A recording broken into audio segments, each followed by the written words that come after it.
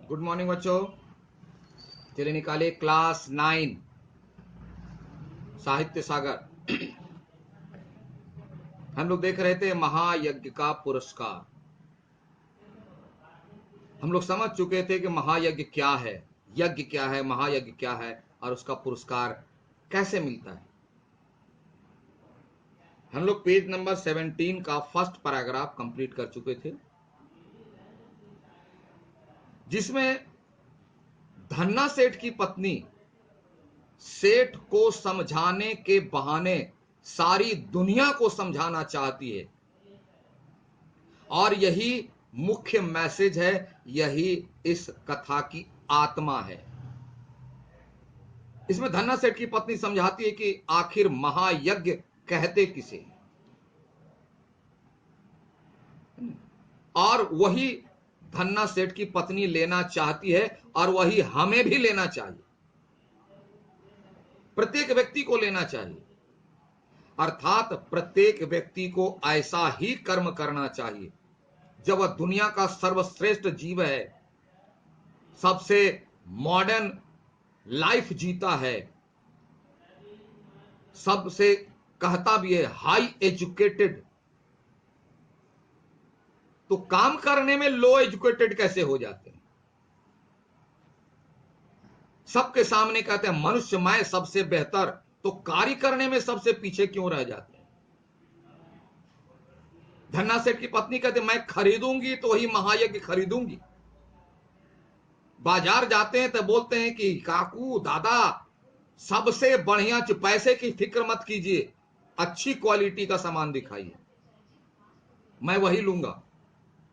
और लोगों को बोलते भी हैं कि देखिए मैंने सबसे अच्छी क्वालिटी का लिया है, ये सबसे लेटेस्ट मॉडल है। तो अपने कार्य में लेटेस्ट थॉट थिंकिंग क्यों नहीं, अपने विचार में, अपनी सोच में या लेटेस्ट क्यों नहीं, सबसे बेहतर काम क्यों नहीं, है ना सोचने वाली बात। तो सेठानी के माध्यम से सारी दुनिया को यह मैसेज दिया लेखक ने कि दूसरों के जीवन की रक्षा करना बिना अपने लिए सोचे दुनिया का सबसे बड़ा काम है। और भी आगे देखिए क्या कहते हैं, सेठ मानो आसमान से गिरे। जब धन्ना सेठ की पत्नी बोलती है कि सेठ जी अगर मैं यज्ञ लूंगा तो ये वाला यज्ञ मुझको चाहिए, अच्छी क्वालिटी वाला है, अवेलेबल है, मैं लूंगी तो यही लूंगी, और ये छोटा मोटा यज्ञ नहीं लूंगा। तो सेठ जी आसमान से गिरे, मतलब उन्हें बड़ा आश्चर्य हुआ, उन्हें कोई आंसर नहीं मिला कि वह उत्तर क्या दे ना दे। और सेठ समझ नहीं पाया, ध्यान से समझना, सेठ समझ नहीं पाया कि ये कुत्ते को भोजन कराना, उसकी जान बचाना, ये सबसे बड़ा काम कैसे हो गया भाई, ये तो मेरी ड्यूटी है। उसमें यज्ञ जैसी बात क्या, इसमें सबसे बड़ी वाली बात, महायज्ञ वाली बात कैसे आ गई। क्योंकि दूसरों की जान बचाना तो इंसान का कर्तव्य है, ये कोई बड़ा काम तो है नहीं, क्योंकि प्रत्येक भला व्यक्ति अपने बड़े काम को बड़ा नहीं समझता। ढोलक लेके नहीं बजाता मैंने भलाई किया, मैंने भलाई किया, मैंने भलाई किया, मैंने भलाई किया, नहीं। आज के लोग तो 11 रुपया दान देंगे ना तो बोलेंगे रसीद काट के दीजिए, सबको दिखाएंगे। दुकान में साट देते हैं लोग, एक पिन लगा खोज देते हैं कि देखिए मैंने इतना चंदा दिया, ताकि लोग देखे तो बोले कितना भक्त आदमी है, कितना धार्मिक है, जो आता है सबको चंदा देता है। और देखोगे तो लिखा रहेगा 11 रुपया। अरे ये तो दूसरों की जान बचाना हमारा कर्तव्य है। क्या विचार है सेठ जी को? कुछ समझ में नहीं आया कि धन्ना सेठ की पत्नी इसको क्यों महायज्ञ बोल रही है भाई? लास्ट एग्जाम्पल दे दो। नहीं, पहले पढ़ लेते हैं। क्या विचार है सेठ जी? यह यज्ञ बेचना है कि नहीं? बोला बेचना है तो बोलिए, क्या सोच रहे हैं? अरे यज्ञ बेचना है तो बोलिए, मैं खरीद लूंगी। इसके बाद में आपको जो चाहिए मैं देती हूं। सेठ ने कोई उत्तर नहीं दिया। बोला ये जो सेठानी जो है ना, ये लेने होने का मन नहीं है, और ये बोलती है वो वाला। हम वो वाला कैसे दे दें? क्यों नहीं दे सकते? वह तो ऐसा काम तो व्यक्ति की यानी मनुष्य की आत्मा होती है। ऐसे कार्य मनुष्य की आत्मा होती है। ऐसे जिस प्रकार आत्मा के बिना शरीर मुर्दा, डेड बॉडी, उसी तरह ऐसे कार्य के बिना मनुष्य बेकार है। बहुत खूबसूरत पेंसिल है, लेकिन लिखाती नहीं। इससे लिखोगे नहीं लिखाएगा। क्यों कहे पेंसिल? कलम बहुत खूबसूरत है, लेकिन इसमें रिफिल नहीं है, लिखाएगा नहीं। क्यों लें इसको हम? क्यों कलम बोले? उसी तरह जिस इंसान में दूसरों की जान को बचाने का गुण नहीं है, वो इंसान कैसे? सेठ ने यही सोचा कि अगर मैं इस गुण को बेच दूं, ऐसे कार्य को मैं बेच दूं धन्ना सेठ को, तो मैं तो बिना आत्मा के शरीर हो जाऊंगा, मैं डेड बॉडी हो जाऊंगा। यह कार्य मैं कैसे भी, यह तो मेरा ड्यूटी है, यह तो मेरी ड्यूटी है, मेरा कर्तव्य है। पढ़ा के निकलते हम लोग तो क्या बोलते हो? Thank you sir.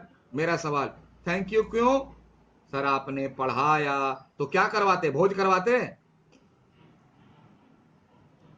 पढ़ा इसलिए थैंक यू, तो नहीं पढ़ाएंगे तो क्या करेंगे? भोज करवाते? बोला नहीं नहीं नहीं सर आप अच्छा पढ़ाते हैं। ओ तो क्या खराब से पढ़ाते? थैंक यू किस बात? यह तो मेरी ड्यूटी है कि मैं आपको पढ़ाऊं, और अच्छे से ऐसे पढ़ाऊं कि आप बिल्कुल समझ जाओ। तो मेरी मेरी ड्यूटी है। इसके लिए मैं अगर थैंक यू ले लेता हूं तो मैंने अपनी पढ़ाई को बेचा। और यह बेचने की चीज नहीं है, यह देने की चीज है।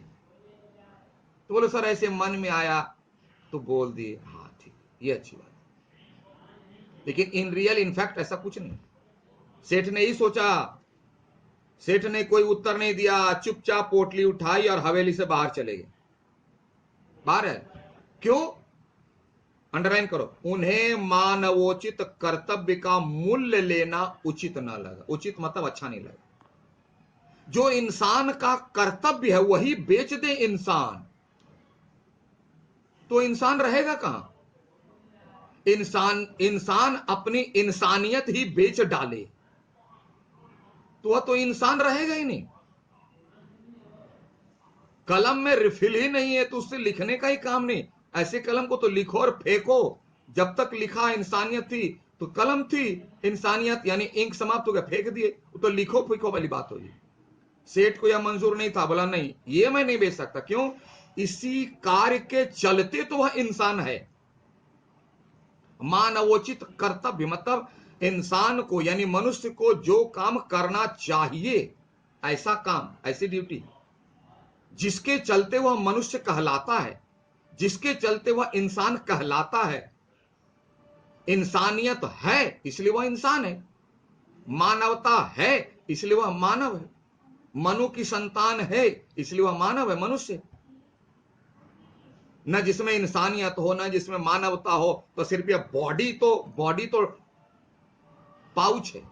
सिर्फ बॉडी लेने से इंसानियत नहीं होता।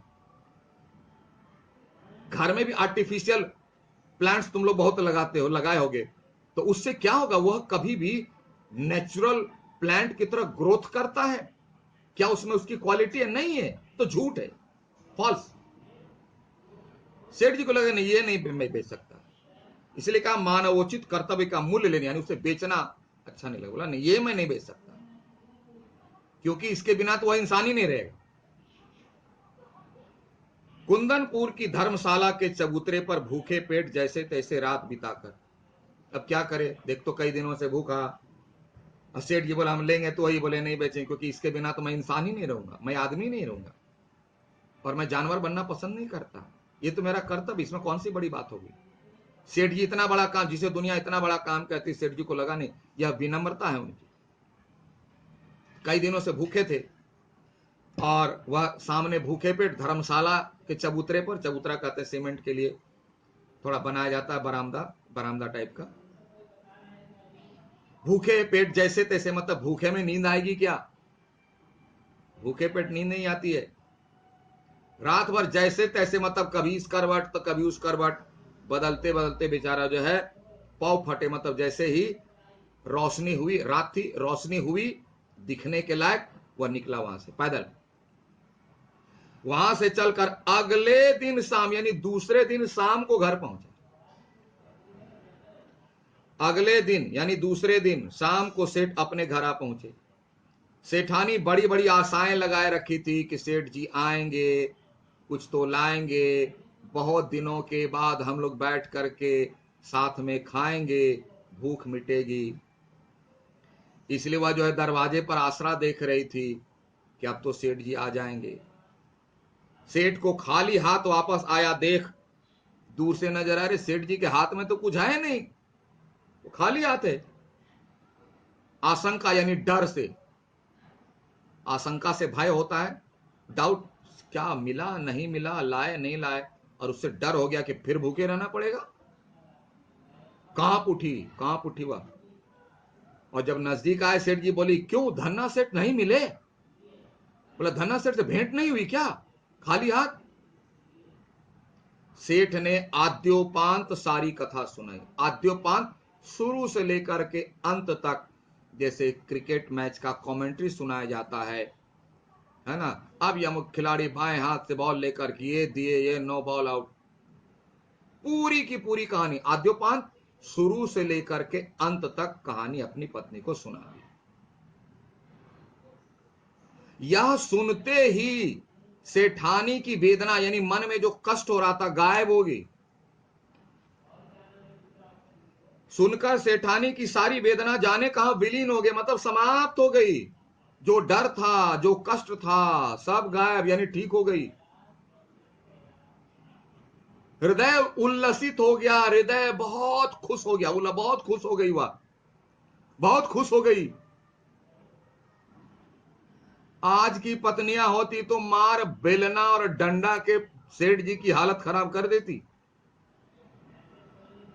बोला इतना कष्ट था, इतना कष्ट में मोहल्ले वाले पड़ोसी से आटा मांग के रोटी आपके लिए बना दिए, और आप खाली हाथ चले आए, घर भी प्रवेश नहीं करने देते। और अगर अपने जाती तो उधर से मोटा वाला डंडा लाती, बोले भाग यहां से। बड़ा धार्मिक बना है, कुत्ते को बचाने के लिए रोटी खिला दिया और अपने इतना दिन से भूखे हैं, समझ में नहीं आता। लेकिन सेठ जी की पत्नी भी धर्म परायणा थी, उसने ऐसा कुछ नहीं किया और खुश हो गए। किस बात पर खुश हो गए, विपत्ति में भी सेठ ने धर्म नहीं छोड़ा। इतनी कठिन विपत्तियां आई, लेकिन मेरे सेठ जी ने यानी उसके पति ने धर्म को नहीं छोड़ा। धर्म पर टिका रहने वाला वह जो पुरुष है, वह सेठानी का पति है और किसी का नहीं।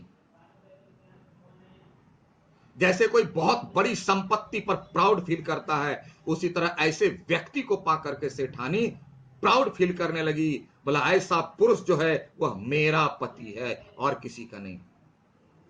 बहुत खुश हो गई, धन्य है मेरे पति। सेठ के चरणों की रज, रज मतलब धूल, सेठ के चरणों के नीचे जो धूल है उसको लेकर के अपने माथे पर लगाई कि आपके पैर की धूली भी मेरे सिर का ताज है। बोली धीरज रखें, बोला घबराने की कोई बात नहीं है सेठ जी, भगवान सब भला करेंगे, ईश्वर पर भरोसा। और आजकल के व्यक्ति को तो ईश्वर पर भरोसा ही नहीं। कहेंगे जय श्री राम, जय कृष्ण, सबका नाम लेंगे, लेकिन बोले उनकी बात को पालन करेंगे, बोलते हैं नहीं, वो तो नाम लेने की चीज है, काम की चीज थोड़ी है। लेकिन जब विपत्ति आती है तो एक छोटा सा डब्बा लेकर के उसी भगवान के दरवाजे पर जाते हैं, भगवान जी मेरा काम कर दीजिए, लीजिए एडवांस में 5 रसगुल्ला 5 लड्डू। लेकिन उन्हीं पर भरोसा नहीं है। सेठ की पत्नी बोली, सेठ जी आप जैसा महापुरुष, धर्मपरायण पुरुष मेरा पति है, और ऐसा पुरुष तो मिलता कहां है। मैं उस पुरुष की पत्नी हूं, इसलिए हमारा जीवन धन्य हो गया कि विपत्ति में भी अपनी ड्यूटी को नहीं छोड़ा, अपने इंसानियत का धर्म नहीं छोड़ा। भरोसा रखिए ईश्वर पर, वो सब ठीक करेंगे। और आजकल तो ईश्वर पर ही भरोसा बता, कहीं प्रभु मदद नहीं किए तो प्रभु बोलते हैं तो जो तुम ही करो, तो मुझको मेरा नाम क्यों लेते हो, हमको आराम से सोने दो क्षीर सागर में, तुम लोग अपना काम करो। प्रभु भी छोड़ देते हैं, और जब वो छोड़ देते तो कोई साथ नहीं देता, याद रखना। ठीक है, तो भगवान सब भला करे, आपका ही भला करे, हमारा ही भला करे, सारी दुनिया का भला करे।